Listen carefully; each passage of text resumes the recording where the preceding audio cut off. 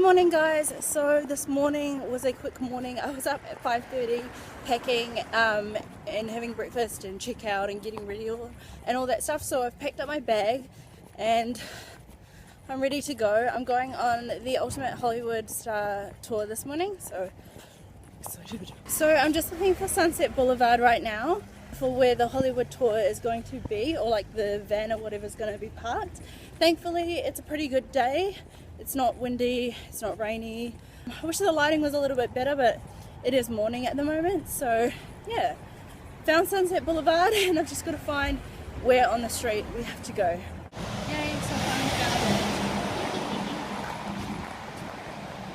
Hi.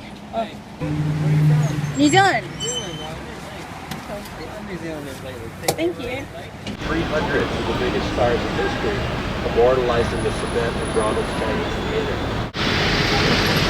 When you got to the top floor, you would not be looking into Julia Roberts' bedroom. You'd actually be looking into a hallway. The movie Sister Act with Whoopi Goldberg. He was in That Thing You Do with Tom Hanks. He was in Back to the Future with Michael J. Fox. He was in Anchorman, which was popular and a famous outdoor amphitheater in the world. Starts here in Hollywood. It runs across the mountains all the way out to the ocean. So if we were interested, we could actually follow this one street from Mulholland all the way out to the Pacific. We're not going to do that, but we'll be up here for a few minutes to once again give you a feeling for what it's like. Across 5 stories high, so it's huge. But that said, we don't really want to give the Hollywood sign more credit than it deserves. The Hollywood sign was originally built in 1923 as a billboard. It's literally a billboard.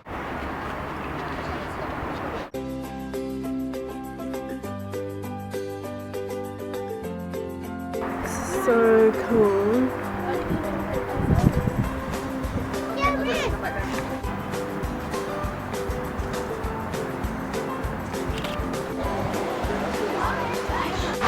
Sometimes we see them chasing them up and down the hillside. He always tells them to stay and they run. He tells them to sit and they run. He tells them to roll over and they run. All you can see is a hedge with a red tile roof and white walls. That's the home of an actor by the name of Jason Statham. Jason Statham is a British action star. He has 2 movies in theaters right now. Once belonged to an actor who was very famous for playing Dracula. His name was Bela Lugosi. Lugosi was the screen's greatest Dracula. So the gargoyles are Lawrence Fishburne. You're there, Bob. Come on down. Sometimes when we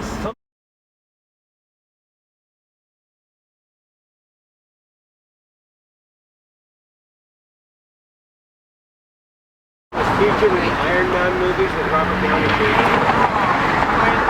Oh. He owns it. There's all the houses on the left he owns, but he doesn't live in those either. The yellow house on the right is the shipping and receiving house. That's where packages and parcels addressed to Johnny Depp are dropped off and distributed in a golf cart, which he also owns. The house he actually does live in is coming up on the left. It's behind this green gate. And what we're going to do is we're going to turn up onto the driveway here because you can get up above the gate and you can look down over the gate and see inside the compound a little bit. At the top of the driveway, the big house is just to the left of that. That's a little gardener's shack on the right side of that driveway. The grass on the right looks like a train car, doesn't it? It's actually a hot dog stand. Also on the right, check out the Saddle Ranch Chop House. That was featured in an episode of a TV series called Sex and the City, the episode where the girls are trying to ride the mechanical bull. It's the hotel that you always read about rock and roll stars misbehaving from. If you read all those stories and you track them down to where they originated about rock and roll stars, the Comedy Store's been there forever. Look at all the names of all the famous people that have performed there on that wall. Originally, the Comedy Store was owned by gangster Mickey Cohen. The sign says Mel's Drive-In, but look very carefully, there's no drive-in there. Not only that, but it's valet parking only. Very famous nightclub, famous for giving stars their start. For For example, Bruce Springsteen and Bob Marley. It's also famous because big bands continue to play there after their big names. About a month ago, the band U2 performed there. Wealthy people in LA usually include celebrities. Here, she's not currently living in it, but she does own one. She paid $15 million for a condo here. $15 million for a condo. Mediterranean-style house belongs to Wolfgang Puck, the chef to the stars. Not a house at all. This is the guard shack for a house. The house is on the other side of these gates. It's called Greystone Manor. Now, I'm going to show you the house. We've been in several movies like Rush Hour, Jackie Chan jumped over them. Batman and Robin, George Clooney drove through them. Or the Muppets where Miss Piggy emerged from one of the gates. This house actually has no one living in it. Many years ago, there was a bloody murder-suicide in one of the bedrooms. And so the family that was living there decided that they were going to move out, and they sold the house to the city. The city maintains the house as a movie set. Brown gate in front of it is a house you might recognize as Ozzy Osbourne's house in his TV show. Ozzy isn't living there anymore. He sold the house when the show went off the air to Christina Aguilera. Christina has painted the house. Otherwise it looks pretty much like it did whenever Ozzy was terrorizing Beverly Hills. Now, this house belongs actually to a film producer, but it's a fairly typical Beverly Hills house. The man who bought this house is Dino De Laurentiis, who produced a lot of big Italian epics for Carlo. The big glass house with the rounded walls, that's the home that belongs to pop star Justin Bieber. Now, you probably read the stories about Justin Bieber annoying his neighbors in Beverly Hills by throwing eggs at them. Well, this is the house that he does that from. He climbs up on the roof of that glass house. Pardon me. He's actually got a catapult up there which he fires eggs sometimes from by the dozen down at his neighbors. And because this is Beverly Hills, some of his neighbors are celebrities. In fact, the man that has the misfortune of living at the bottom of the hill that Justin Bieber lives at the top of is actor Donald Sutherland. And he's complaining. Now, this is a combination basketball court and tennis court at the bottom of this compound. About halfway up is a guest cottage, and the big house is in front of that.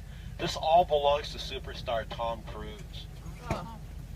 Now, Tom Cruise's house, in spite of however nice it looks, has never been appreciated by the ex-Mrs. Tom Cruises that are rattling around Hollywood. Right, this very square, boxy house belongs to actor Bill Murray. Just once that. Sinatra's house was torn down by a man by the name of Mohammed Habib. It was probably the most famous hotel in California. In fact, like we talked about earlier, this was in fact the Hotel California in the album by the Eagles. Look at this place on the left with the black tile roof. Even you remember a star from the 70s and 80s. Her name was Charo. Gucci Girl still. Marvin Gaye was living in the White House on the right. Jack Palance, an Academy Award-winning supporting actor, lived in the brick house across the street from Marvin Gaye. Let's play this game a little more. It's kind of fun. The Gershwin brothers, George and Ira, lived in the White Houses on the right. They wrote some of the great music of the last century. Home, the house with all the palm trees, former home of Agnes Moorehead, who played a witch in the TV series Bewitched. Probably the all-time worst mother-in-law in TV history. That house is for sale, by the way. If anybody's interested, it can be yours for only $19 million. In front of now, still on the right, is a home that once belonged to a band singer and actress. Her name was Rosemary Clooney. The foliage has belonged to both Madonna and Diane Keaton, not at the same time. One time belonged to actor Peter Falk, who usually played supporting roles in movies, but he was a huge TV star. In fact, he won several Emmys playing Lieutenant Columbo in a long-running and beloved comedian. Ball, the I Love Lucy star. She lived here with both of her husbands, Mary Morton, and before that, her first hubby, Desi Arnaz. This place. Notice how this is larger than the other house we've seen. That's because this house belongs to If you look through the hedge, which you'll be able to do in just a second, you'll be able to see the house on the other side, and it really is a stunner.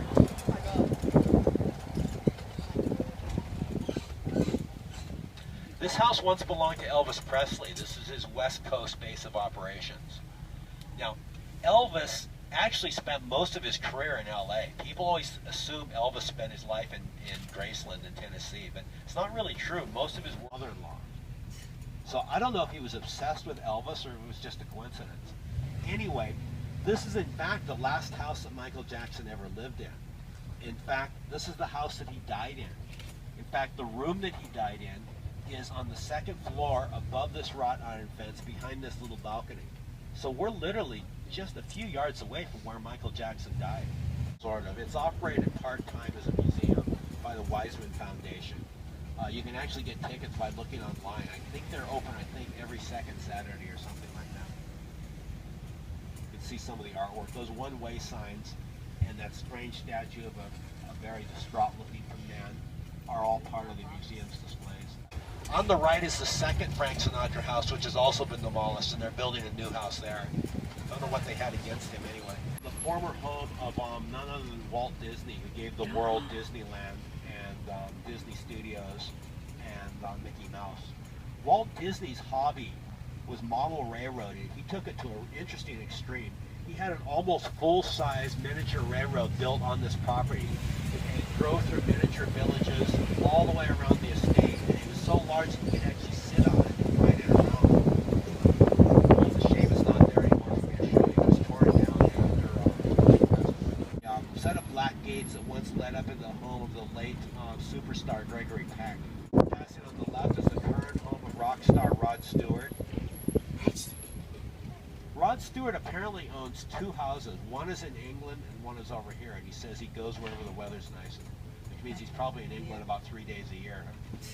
Harvard Westlake was originally a private school for girls. It's still a private school. In fact, it's one of the most exclusive private schools in the world, but it's now gone co-ed.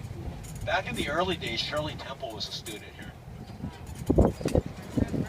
They come from a life privilege, but still, we also have to wonder if the kids that go to the school either know or care or think it's very cool that their next door neighbor, just on the other side of the fence where they play in their playground every day, is Beyonce. Oh my God. See the White House on the left, right behind the fence for Harvard Westlake?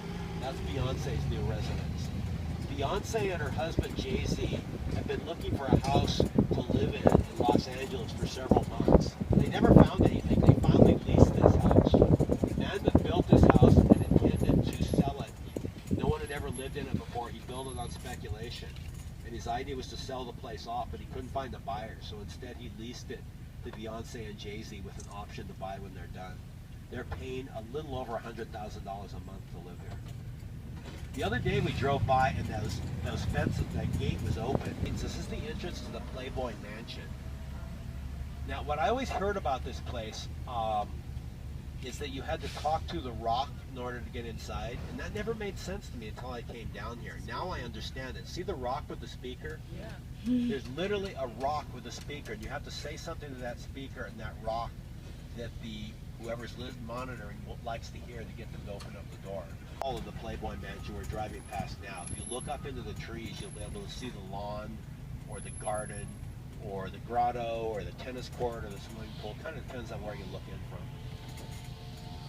I feel like I'm encouraging us all to keep your palms here. And this is the back of the Playboy Mansion on the left. This is the back of the same house we saw from the front a few minutes ago, just to give you a sense for how truly large it actually is. The other day they were having a big party up here. It was 4th of July. Bachelor. Now the man that owns the house didn't like people calling it the bachelor pad. He thought that was an insult to the credibility of his house. So he tore the front of the house down and he's rebuilding it so people won't recognize it. Good luck with that, buddy. Next door is a former Ellen DeGeneres house. Ellen bought this house only a year or so ago. She paid $35 million for it. She sold it a few months ago for a little over $50 million. That's when she moved into the condo I showed you, which she's since moved out of as well. The buyer of this house was the head of Napster. It's a Jimmy Iovine copy of the big house, or vice versa. Dean's most recent party. It went really well, huh? The house on the left is actually a famous house. This is the Aaron Spelling Mansion. It's famous not because of what happened there, but just because of how large it is. Aaron Whoa. Spelling was a TV producer. His wife Candy's stated purpose in life apparently was to spend every dollar her husband made on this house. By the time she was done, she had a house with 120 rooms with over 50,000 square feet of livable real estate. So anyway, what this house is, it's got over, when I said 50,000 square feet of real estate, I was talking about the actual livable real estate. So I wasn't referring to the amenities like the swimming pools, the tennis courts, the helicopter landing pad, the room for wrapping presents, the room for storing fur coats. I'm not really sure how that game works. Do you know how bocce ball works? What is that? It's like lawn bowling. Oh. Do you know how to play? You can throw the ball and it's like be right next to it and it's a different color. Yeah, I can kind of figure that part out. I'm just not sure. Like you see people playing, I'm never quite sure what they're doing. It's like it seems to be a bunch of millionaires rolling playground for rich people's children. But there actually is a bocce ball tournament going on over here because you can see the millionaires with their white shorts and their white knobby knees rolling these balls along the lawn over here. The kind of high rise is actually a condominium. It's the newest condo on the block. It actually offers an amenity, and it's kind of rare even for this neighborhood. This condo offers its clientele an elevator for their car. The hotel we're passing on the right, this is where Whitney Houston died of a drug overdose in 2012. Funnily enough, I think it's kind of creepy actually, but the hotel had to announce a couple weeks ago that they were no longer going to rent out the room that she passed away in because people were requesting it specifically. That's like the last room I think I'd want to stay in that hotel. The Golden Globes are kind of like the first volley in the award season in Hollywood. Some of you might recognize from a movie called Clueless with Alicia Silverstone. This has a really unique business district. It's not like any other cities. Most cities encourage businesses, but Beverly Hills does everything they can to discourage. The only type of businesses, honestly, that they really encourage in the city are banks and brokerage firms, restaurants and shopping. That's just about it. They have a very strict code about the business that can come inside their city.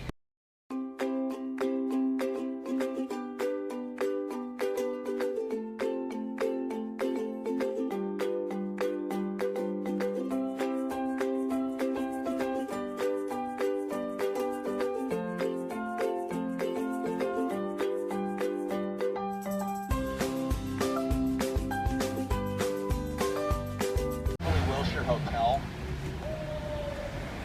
The Beverly Wilshire is probably, well, it's probably most famous because it was the hotel that Julia Roberts stayed in and Pretty Woman. So now we've seen both of the hotels that she stayed in that movie. Notice anything interesting about the hotel? I think what's most interesting about it is it doesn't have a sign up. The only way that we know what hotel that is because I just told us. The only thing they have that even approaches being a sign is an awning which says BW on a little monogram at the bottom. Otherwise, you just have to know the name of the hotel. Is this the motorcade where the vice president stayed? Over there that was on the right? I know that President Obama almost always stays at that hotel. I don't know Vice where the president's VP in stays. town. I don't know who the VP, where the VP stays. That's a really good question. It'd be something I should have done some research on that.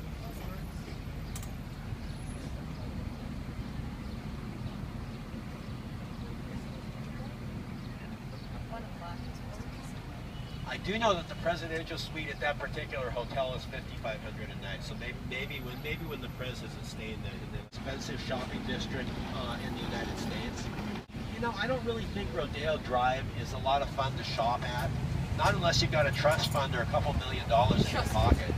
But I think it's fun to prowl around here. I think it's fun to look at the people. It's fun to look at the stores. It's fun to look at the people, look at the merchandise in the stores, and that's fun to move on.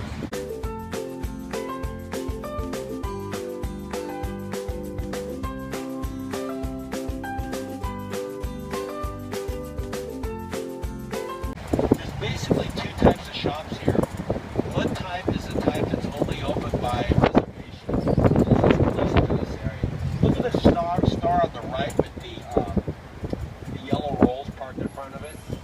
poles belongs to the Bijan family, which owns the store it's parked in front of. Notice they have their own designated parking meter. Oh. That store is only open by reservation, and the only way to get a reservation is to call them in advance and give them $1,500. $1,500 to get in the front door. And after that, you're on your own. The other type of store here is a lot more common. It's about 80% of the stores here.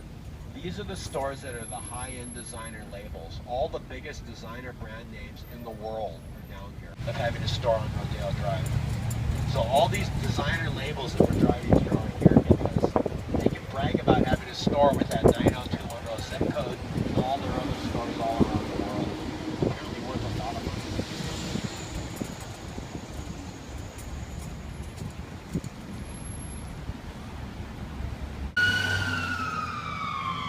Taking pictures of that sign. I don't think I've ever been out here when there were not people taking pictures of that sign.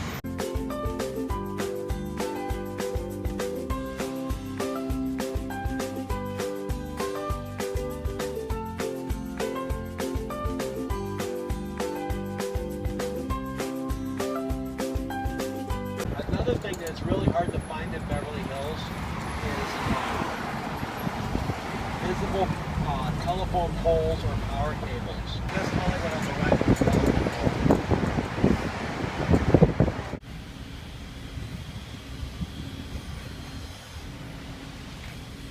Beautifully restored vintage automobiles.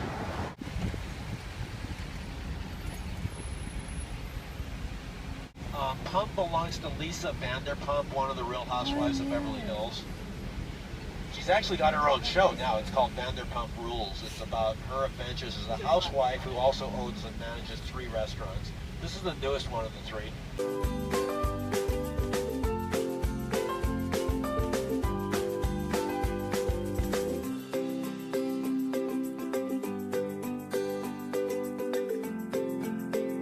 You can say we're traveling in the ghost of Route 66.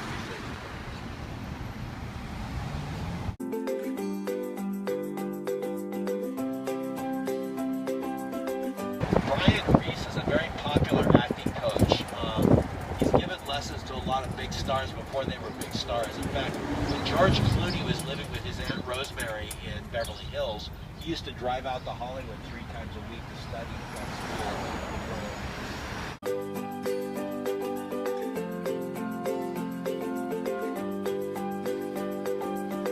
Motion Pictures Editors Guild building. There's 37 technical unions on every California film set. 37. And the people that work on these sets, because sometimes they inherit their union cards from their fathers or their grandfathers.